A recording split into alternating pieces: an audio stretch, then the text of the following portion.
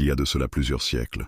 Dans une petite région reculée de la campagne française, se dressait un village oublié par le temps, Nalines-Centre. Là vivait un homme, un prêtre de la région, l'abbé Sauvenière, connu à la fois pour sa dévotion religieuse et pour les rumeurs qui circulaient à son sujet. Certains disaient qu'il avait un don spécial, une capacité à guérir les âmes perdues.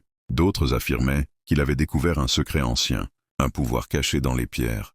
Peu de gens savaient que son nom serait à jamais lié à une légende qui, bien que passée sous silence pendant des générations, ressurgirait un jour, captivant ceux qui cherchaient à comprendre l'impossible. Simon Derval, un jeune journaliste en quête de nouvelles sensations, ne connaissait pas cette histoire lorsqu'il arriva dans le village un après-midi d'automne. Mais quelque chose dans l'air, une étrange atmosphère, le poussa à s'intéresser de plus près à cet endroit oublié. Le village semblait figé dans le temps, comme s'il avait été tiré tout droit d'un autre siècle. C'est en discutant avec un vieux libraire du coin que Simon entendit pour la première fois parler de l'abbé Sauvenière et de son trésor mystérieux.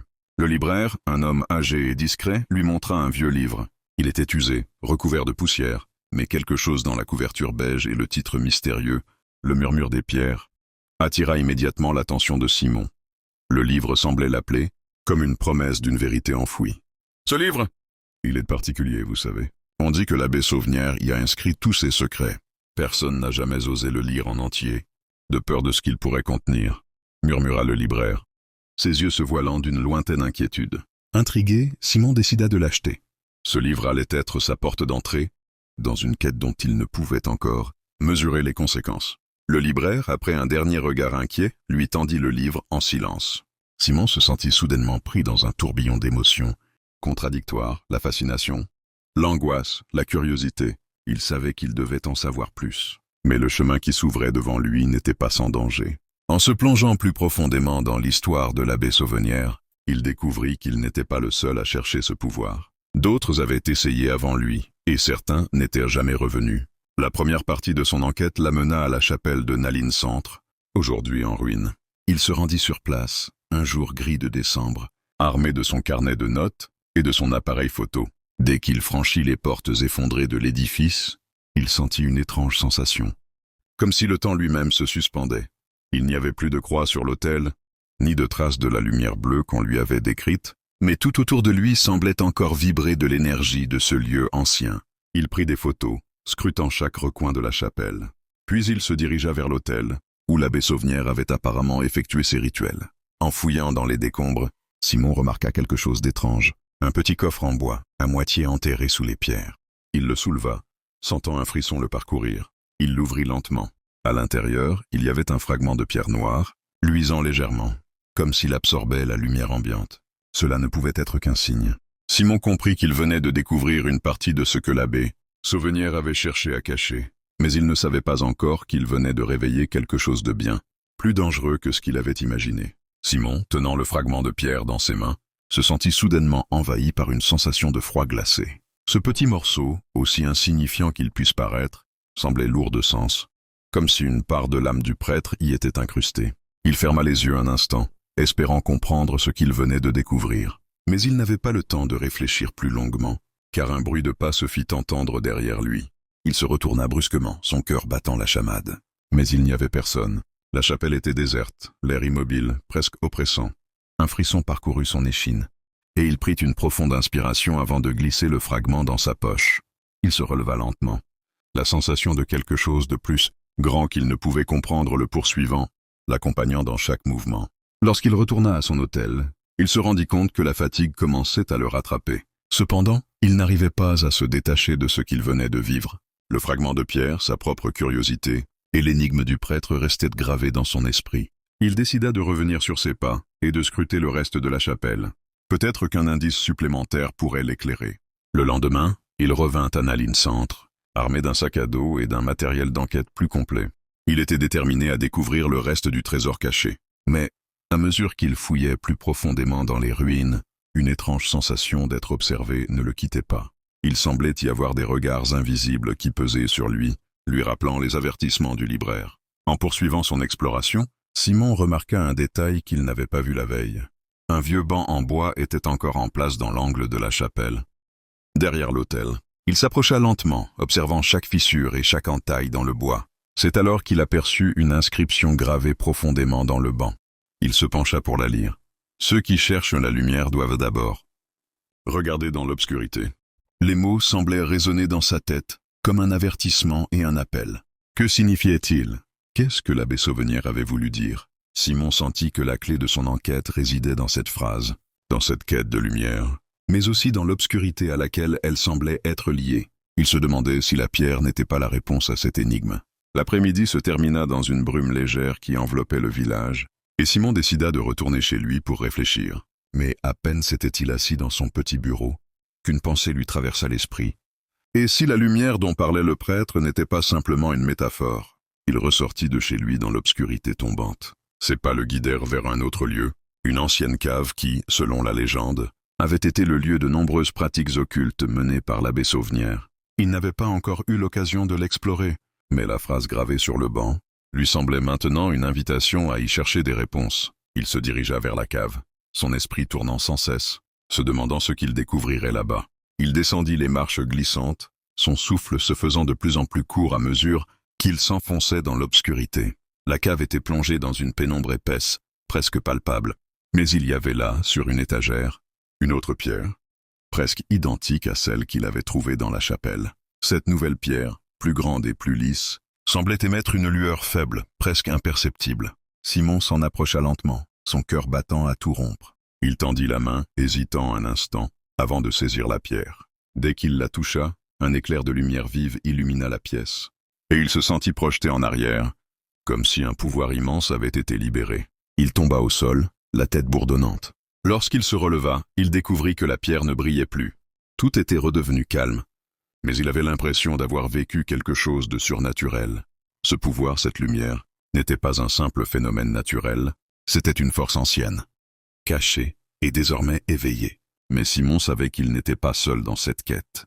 D'autres personnes, des forces bien plus anciennes et bien plus dangereuses que lui, étaient à la recherche de ces pierres. Ce qui était caché à Naline Centre n'était pas simplement un trésor, mais un pouvoir qui pourrait bien changer le monde. Alors que la nuit tombait, il prit la pierre et la rangea dans son sac. Il n'était plus un simple journaliste en quête de sensations. Il était devenu un acteur d'une histoire bien plus grande, un puzzle dont les pièces s'emboîtaient lentement, mais dont l'issue restait incertaine. Le lendemain, Simon se réveilla avec une sensation étrange. La pierre qu'il avait trouvée dans la cave semblait désormais plus lourde, non seulement physiquement, mais aussi d'une manière qu'il ne pouvait expliquer. Chaque mouvement qu'il faisait était guidé par un pressentiment, une intuition qu'il n'avait pas eue auparavant. Il savait qu'il était maintenant trop impliqué dans cette histoire pour en sortir indemne. Ce n'était pas qu'une simple enquête, c'était devenu une quête. Une quête pour comprendre, pour percer un mystère qui dépassait les frontières du raisonnable. Mais il ne se rendait pas compte encore à quel point cette quête allait le changer, le transformer en une autre personne, tout comme l'abbé Sauvenière avant lui. Il passa la journée à examiner le fragment de pierre qu'il avait trouvé à la chapelle, cherchant une quelconque inscription, un détail qui pourrait l'aider à comprendre son pouvoir. Mais rien, à part une étrange série de lignes incisées à sa surface, qui ressemblaient à des symboles très anciens.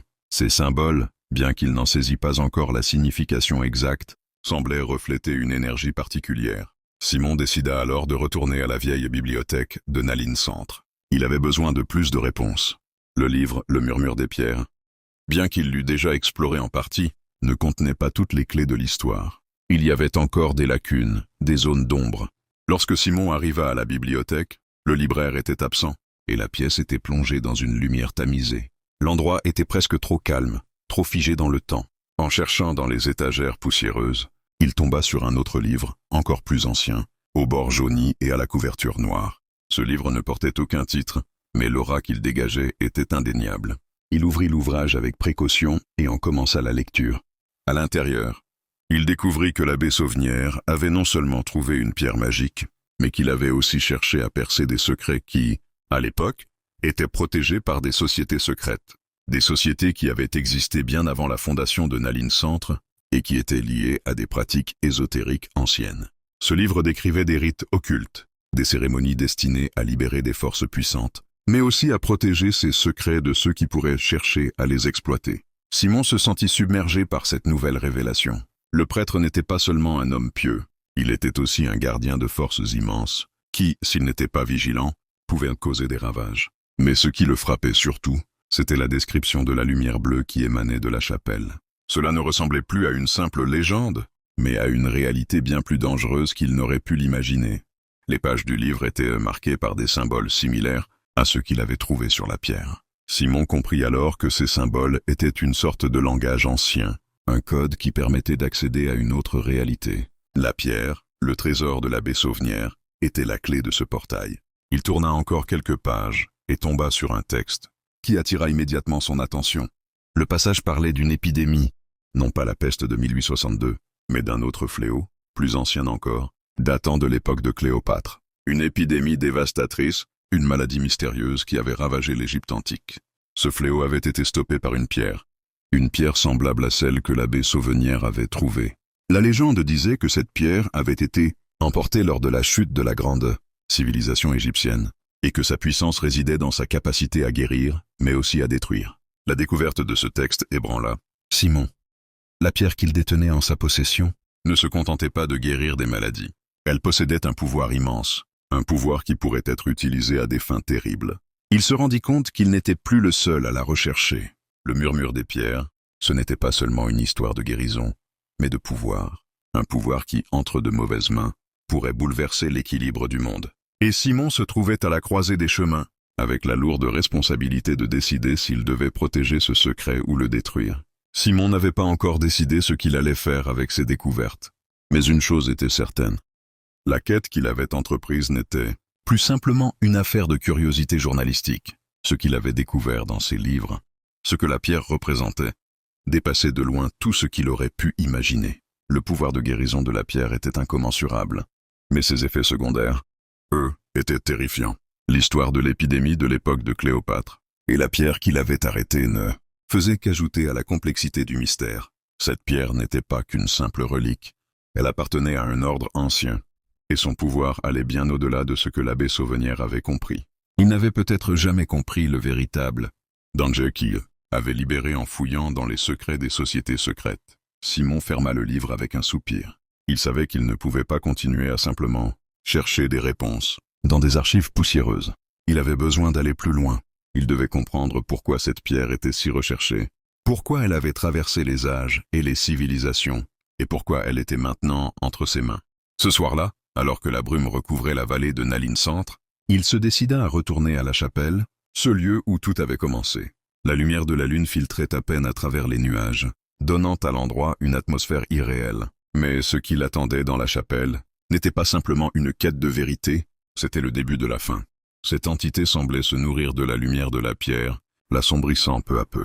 Simon comprit alors que ce pouvoir, aussi merveilleux soit-il, pouvait aussi engendrer des ténèbres infinies.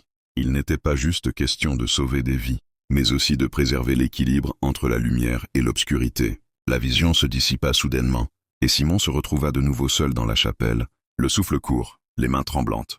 La pierre n'émettait plus qu'une faible lueur. Il comprit qu'il avait frôlé quelque chose d'impensable, et maintenant, il savait qu'il devait protéger ce pouvoir, mais aussi l'empêcher de tomber entre de mauvaises mains. Le matin suivant, Simon se réveilla avec une clarté d'esprit nouvelle. Les visions de la nuit avaient dissipé la brume de ses doutes, le guidant vers une décision cruciale. Il savait que la pierre devait être protégée, mais il ressentait également le besoin de comprendre pleinement son pouvoir avant de le dissimuler à jamais. Il entreprit des recherches approfondies, étudiant des textes anciens et consultant des experts en archéologie et en théologie. Ces investigations le menèrent à découvrir que la pierre était en réalité un artefact d'une civilisation disparue, doté de capacités de guérison exceptionnelles. Cependant, cette même civilisation avait disparu mystérieusement, laissant derrière elle des avertissements gravés sur la pierre concernant les dangers de son utilisation. Abusive. Conscient du poids de sa responsabilité, Simon décida de contacter les autorités compétentes pour leur faire part de ses découvertes. Il espérait que collectivement, ils pourraient déterminer la meilleure manière de sécuriser la pierre et d'empêcher quiconque de l'exploiter à des fins malveillantes. Cependant, dès qu'il tenta de quitter la vallée de Naline-Centre, il fut confronté à des obstacles inattendus. Des phénomènes étranges se produisirent, des routes qui semblèrent se dérober sous ses pieds, des signaux de communication brouillés et une sensation persistante d'être observé. Il réalisa que la pierre exerçait une influence sur son environnement, créant une sorte de champ de force autour de la vallée. Déterminé à surmonter ces défis, Simon chercha des moyens de neutraliser l'effet de la pierre sur les environs. Ses recherches le menèrent à découvrir que seule une cérémonie ancienne, impliquant la collaboration de plusieurs artefacts similaires, pouvait inverser l'influence de la pierre. Il entreprit un voyage périlleux à travers l'Europe, rendant visite à divers musées et institutions détenant des artefacts liés à la civilisation disparue.